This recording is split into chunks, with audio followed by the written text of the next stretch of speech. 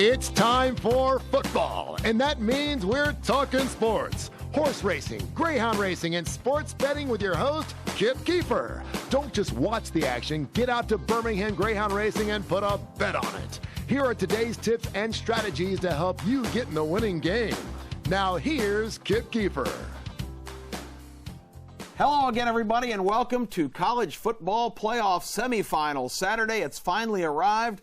The top four teams will be squaring off, and Kip Keefer and the First Lady of SEC football, Terre Quillian, we are going to break it down for him, Terry, and tell you all kinds of things you need to know to get the maximum amount of enjoyment out of these games. You ready for playoff time? I'm ready. This is so exciting. It's great. This show, of course, and this segment is sponsored by Birmingham Greyhound Racing, the action capital of the South. Get on out there, all kinds of options, live racing, simulcast racing, parlay card contest, and the new gaming center. Make it a priority over this great holiday weekend coming up in New Year's to get out to the Birmingham Greyhound track. Terry, it's an exciting day, and we are going to just start right where it begins at 3 o'clock this afternoon local time over at Mercedes-Benz Stadium, which you're very familiar with. Yes. Terry was actually privy to have a tour before it ever even operated, which was kind of a cool thing, and came back and said, wow. It's a great facility.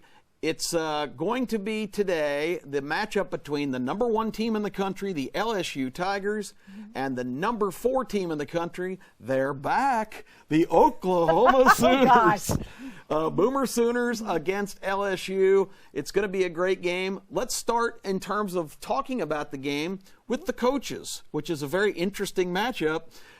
Coach Ed Orgeron from the LSU Tigers, who I know that we've laughed about and talked about over the years, against the wonder boy of college football coaching, Lincoln Riley. And let's start with Lincoln Riley, because you have done a lot of reading and research and found out some really fascinating things about young Mr. Riley. Yes, Kip, the story about Lincoln Riley and how he got started, to me, is so unique, and it's really hilarious. Lincoln was playing quarterback for Mike Leach at Texas Tech. There was just one problem. Okay, what was that?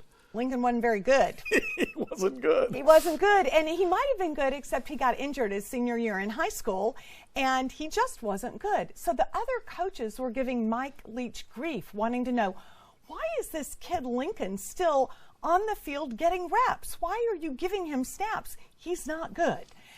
But there was something about Lincoln Riley that Mike Leach could see, that he got it. So he sat Lincoln down and he's told him, son, I'm afraid you're not going to play as quarterback.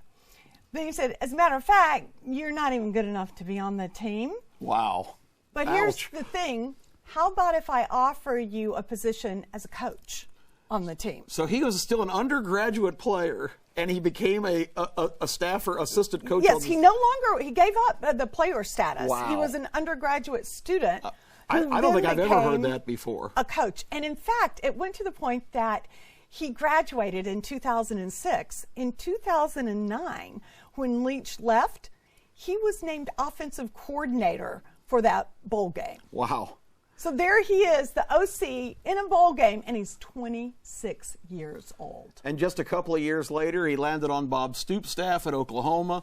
And Bob Stoops had gone to Oklahoma administration and said to them, I'm only going to coach one more year.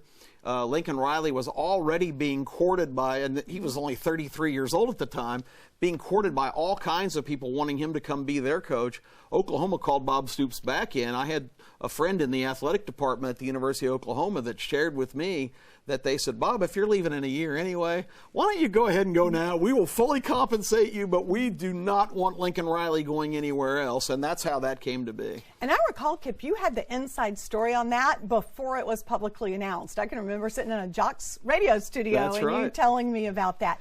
And you know what? That was the right move, because Jalen Hurts says that Lincoln Riley, being at Oklahoma, is the reason he chose to go to play at Oklahoma, because he felt that Lincoln was the person who could do the best job of developing him in his last year of eligibility. Well, and look at the last 3 years. Baker Mayfield, Kyler Murray, and now Jalen Hurts. How interesting is it? And you came across Lincoln Riley quotes of he believes in building a system around his quarterback, not force-feeding his system into whoever's taking those snaps. Yes, it's not the Lincoln Riley system. And so part of what he's done this year that's going to be really exciting to watch in the game is that he's really added that RPO system back in so that Jalen has the opportunity to run and to use those legs and do the things we here in Alabama have loved watching him do. But think about how many coaches, it's their system. It's what they're known for. Lincoln talks about how what he tries to get the very best, most talented quarterback, and he's going to design a system that's going to maximize their success. That's fantastic. Ed Ogeron, we talked about on last week's show. After he failed at Ole Miss, he kind of made a complete philosophy change. Yes, he made a decision that he was going to incorporate other coaches more, that he was going to lean on his great offensive coordinator, he was going to lean on his great defensive coordinator, and that he was going to step back enough to see where he was really needed as the head coach, which for everybody that watched Joe Burrow's Heisman acceptance, obviously he's playing the right role. That's for sure. Let's talk about the quarterbacks. They were both at the Heisman ceremony. They were both transfers. Joe Burrow from Ohio State. Painful for Terry, Justin Fields from Georgia. If you look at this quarterback matchup, Joe Burrow's the runaway Heisman Trophy winner, had just a phenomenal year stat-wise, but you're not so sure that's the quarterback you would choose. Right. I think for the team I would choose, it would definitely be LSU. However, if I'm looking at the quarterback to be playing in the national championship finals, I'm looking at Jalen Hurts. Been there. There is the guy who has been there, done that, and knows how to operate in those situations. Jalen's also really good at using those legs at times when things are going the wrong way. So for me, I want Jalen Hurts. Explosive offenses, kind of questionable defenses. That's the game number one between LSU and Oklahoma. We'll be right back to preview the Fiesta Bowl matchup right after this short timeout. All right, Terry, let's resume here on Talking Sports. If you're just tuning in, Kip Keefer with the First Lady of SEC Football, Terry Quillian. We're breaking down the playoffs. Let's leave Atlanta and jet on out to Phoenix for this next segment. Brought to you by Chemco, the really most versatile company you can possibly call for any needs at your business. Give them a call. Family-owned company. They can do anything in your plant, your business, your office. Chemco is the go-to guys. All right, now we've arrived in Phoenix during that short commercial break. And the Fiesta Bowl, 7 o'clock local time tonight, it matches the number 2 team, the Ohio State Buckeyes, who you've affectionately referred to as a Yankee team. Yankee team.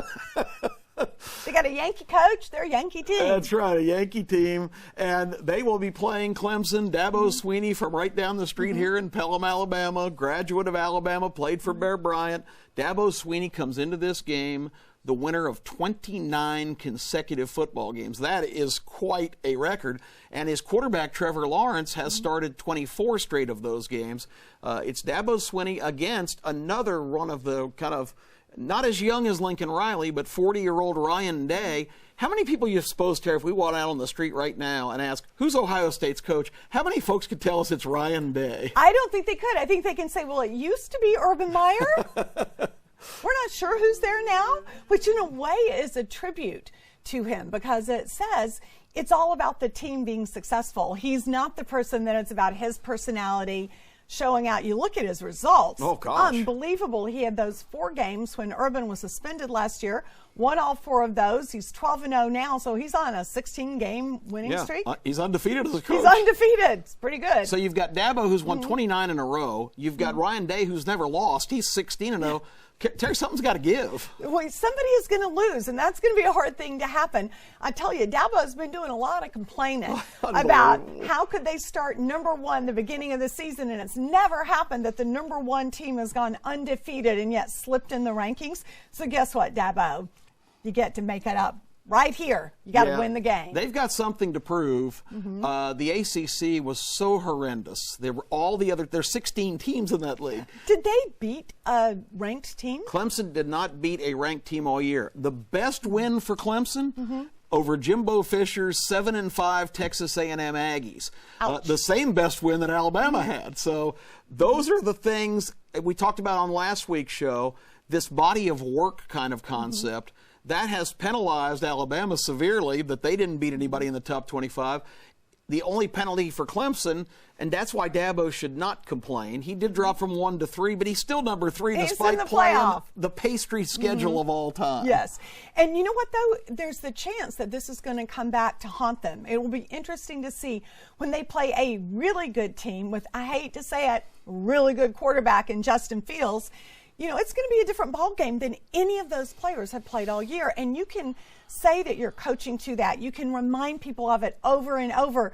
Still, it's a lot different than playing in the SEC West. Yep. Justin Fields against Trevor Lawrence. What another unbelievable. We talked about the coaching matchup in the early game between Jalen Hurts and Joe Burrow. This one is equally as compelling. Justin Fields has gone up and just immediately just gone crazy at Ohio State, had a great statistical year. Trevor Lawrence, because Clemson has been a little bit discounted because of their schedule, he had another phenomenal statistical year. It's kind of, maybe he's going to have a chip on his shoulder. I know I would. He didn't get invited to the Heisman ceremony. He's the defending national champion quarterback. Exactly, and he's gone undefeated this year. So bring it, Trevor. It's going to be that's going to be really fascinating to watch. What defense can counteract the other team's offense? Because unlike the first game, where both offenses are going to be explosive, that game might be 50-40. This game could really, I think, could go either way. Both these defenses are good enough to, and if the approach of the offenses is a little conservative, I think this game might be more reasonable in the scoring column despite the explosive offenses. This one's going to be a hard one to predict for sure. This is the ultimate toss-up. It is. That's why in the selection show there was no drama who the 4 teams was going to be. The big drama was who was going to be number 1 and get to play Oklahoma, because the 3 giants this year in college football, 2 of the giants are meeting today in Tempe. Yes. It's going to be quite the game indeed. So, I look at, again, trying to kind of weigh the quality of both of these teams. Dobbins, the running back for Ohio State, and Etienne, the running back for Clemson, pretty much comparable. So as far as weapons are concerned, I think Clemson has the better core of wide receivers. So I'm going to give them a slight edge on the offensive end because, again, and of course, Justin Fields negates that somewhat because he can run. Trevor Lawrence, more of a drop-back passer. Defenses, I think, are pretty even. So, like you said, we're going to pick in our final segment. You're going to have to pick one or the other. But this is a really, if you're a college football fan, you're anxious to watch this game. Great game. It's going to be fantastic. We're winding down. Let me tell you what's still to come here on Talking Sports. We are going to, because, once again, all of the interest is on Alabama and Auburn around here, as it should be. We're going to talk about their New Year's Day games. That's coming up on Wednesday. We'll also touch on a couple of the other major bowls involving SEC teams. So that's what's coming up next here. What a great opportunity. I hope everybody had just a Merry Christmas. We're delighted to be with you on Talking Sports. Kip and Terry, we are going to step out for a brief moment and come back with a whole lot more college football right here on ABC 3340.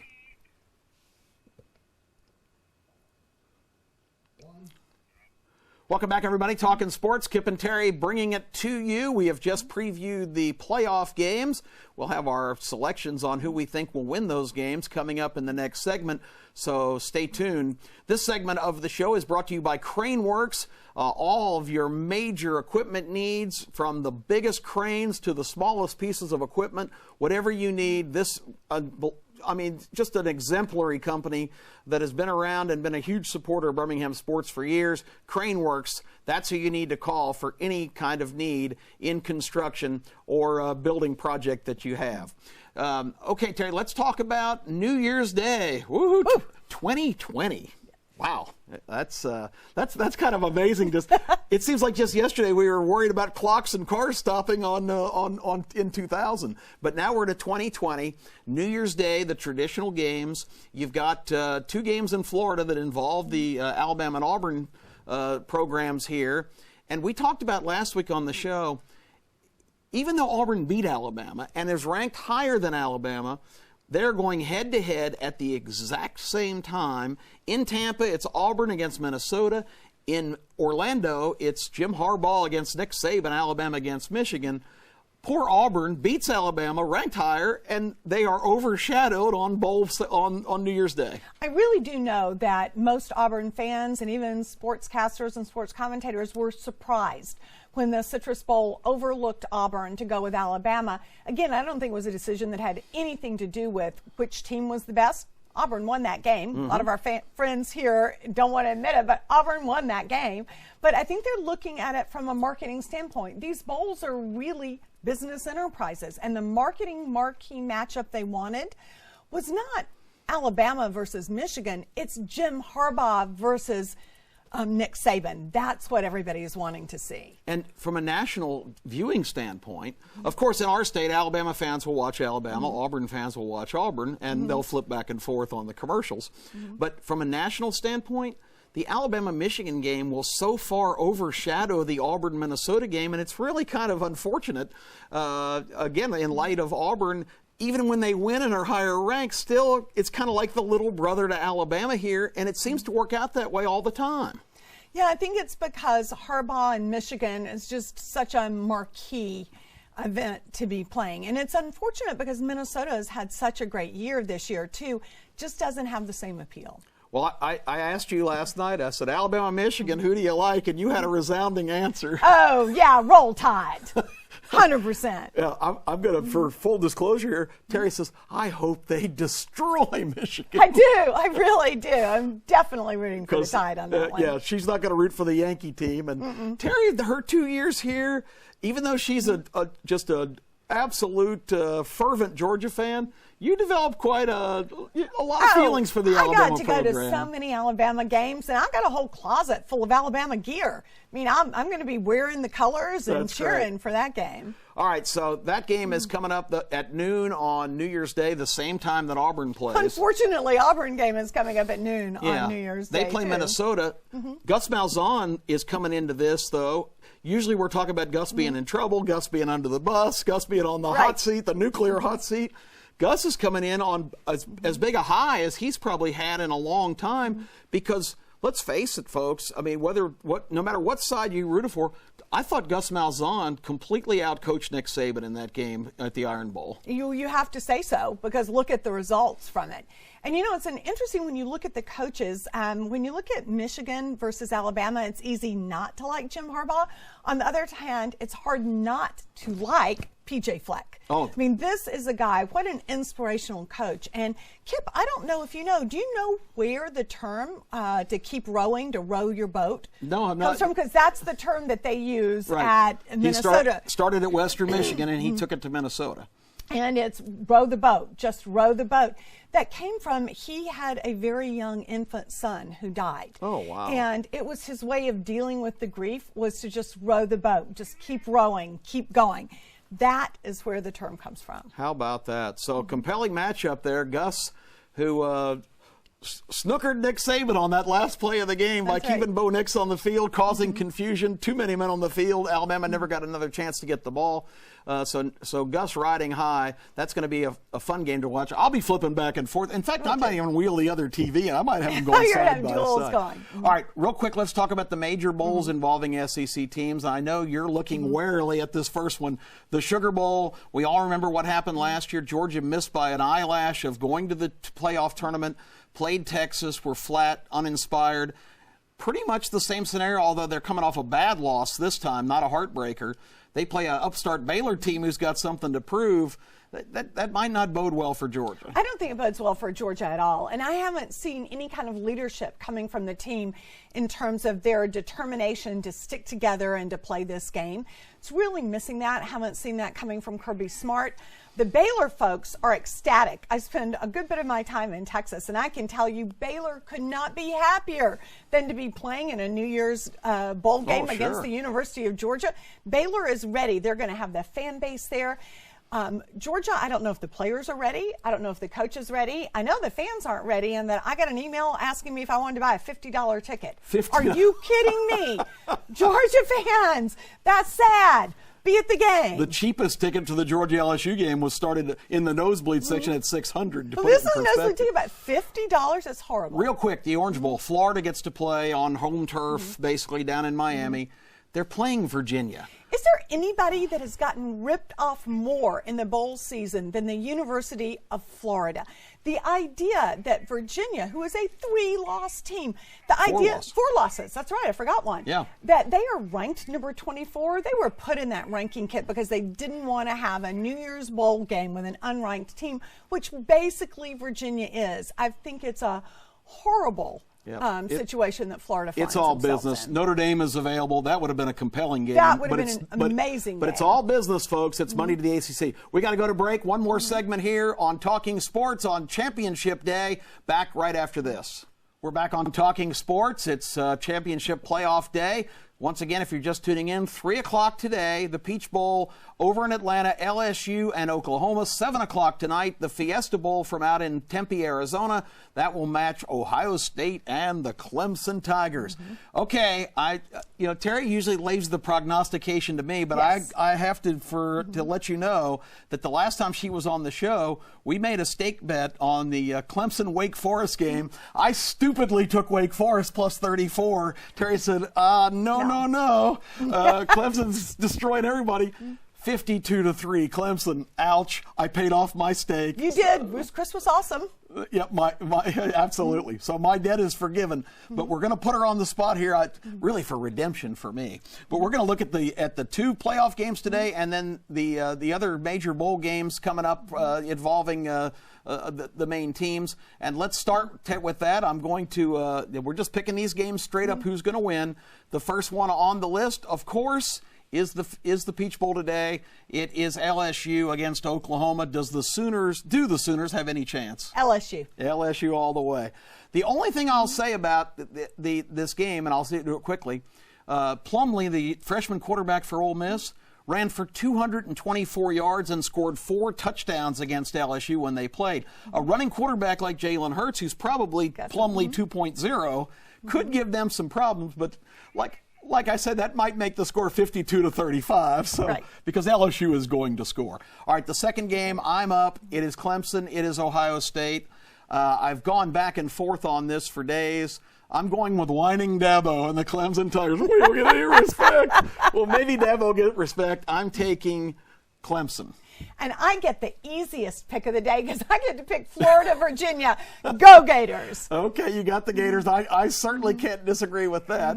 Okay, we got Auburn and Minnesota. I think Auburn will be inspired in this game. I think that they're going to feel a little bit slighted. You and I have talked about it over the season. Minnesota got it to as high as 6, but I don't think they were ever legitimately in the top 10. So I'm going with the Auburn Tigers. Yeah, and in the Alabama game, I think that one's an easy one to pick, too. I think it's easily going to be Alabama versus Michigan. And you can talk about, is Alabama going to be having that slump? But they've got some leadership on the team. They've got wide receiver Judy saying, doesn't matter that he's going to go in the first round of the NFL draft. He's playing the game. That's awesome leadership coming there, and I think that's going to be Alabama. And for Alabama's first exclusion from the playoff, I don't think a better scenario could have developed. This is the best case. They're playing Michigan. They're going to be inspired for this game, and they are also going to have a chip on their shoulder. We're ranked 13th. We're going to show people that that's baloney. So I agree with you. I think it's roll tide all the way. All right, tough one for you. Georgia, Baylor. I'm taking the Dogs. I think they'll come to play. What do you think? Baylor. It pains me to say it, but Baylor. Oh, now you know this is a unbiased reporter. Completely kills me, but I believe that Baylor has the fire for the game, and I'm just not seeing it on the Georgia side at all. It is a huge opportunity for Baylor. And what about Matt Rule, another great young coach? We only got 15 seconds, but he's done a phenomenal job. Matt Rule, to me, really should have been in contention for Coach of the Year. Anybody who could have thought a handful of years ago that you would have Baylor playing in a New Year's Day bowl. Amazing. Unbelievable. Terry, thank you so much. Thank you, everybody. Have a great day of football.